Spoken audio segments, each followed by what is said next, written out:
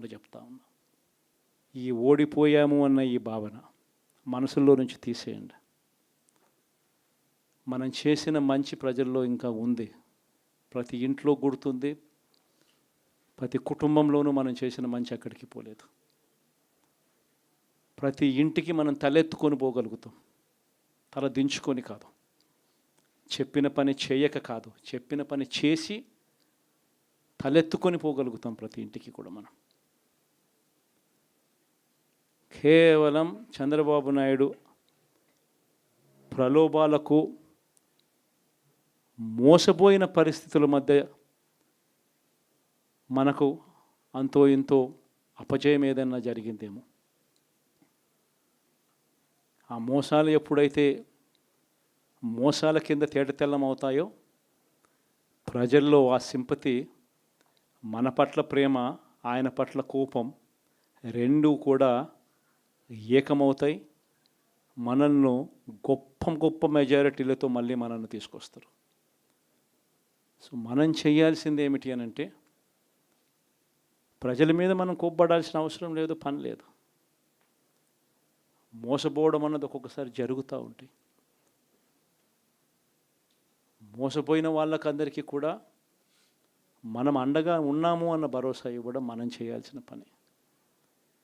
మరీ ముఖ్యంగా మన కార్యకర్తలను మనకు తోడుగా ఉండడం, ఇది మాత్రం ఖచ్చితంగా చెప్తా ఉన్నాం.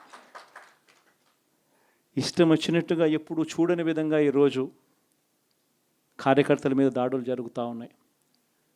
పార్టీ సానుభూతి పరుల మీద దాడులు జరుగుతూ ఉన్నాయి.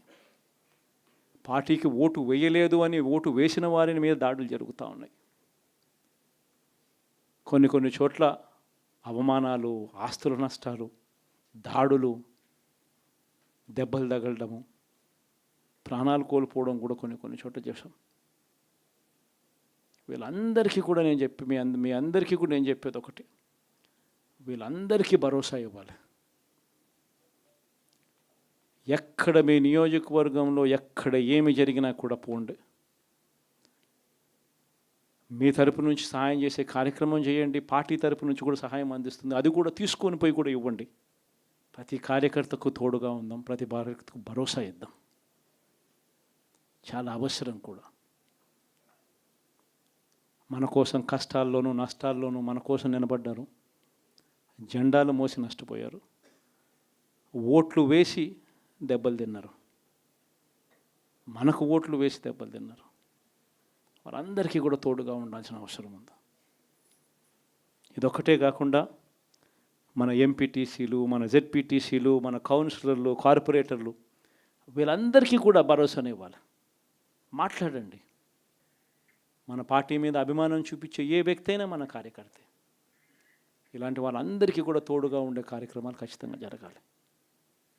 ఇవన్నీ కూడా ఖచ్చితంగా చేయమని మిమ్మల్ని అందరినీ కూడా కోరుతా ఉన్నా. సీరియస్గా నేను చెప్పిన ఈ విషయాలన్నీ కూడా పరిగణలోకి తీసుకోమని కోరుతా ఉన్నా. అండ్ ఇంతవరకు సినిమా జరిగింది ఓన్లీ ఇంటర్వెల్లే.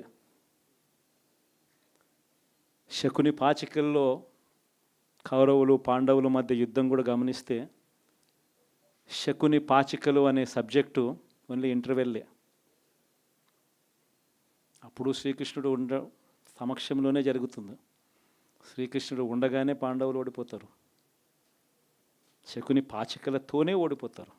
ఎప్పుడైనా కూడా మంచే గెలుస్తుంది, ధర్మమే గెలుస్తుంది, విశ్వసనీయతే గెలుస్తుంది, న్యాయం నిజం గెలుస్తుంది, ధర్మమే గెలుస్తుంది.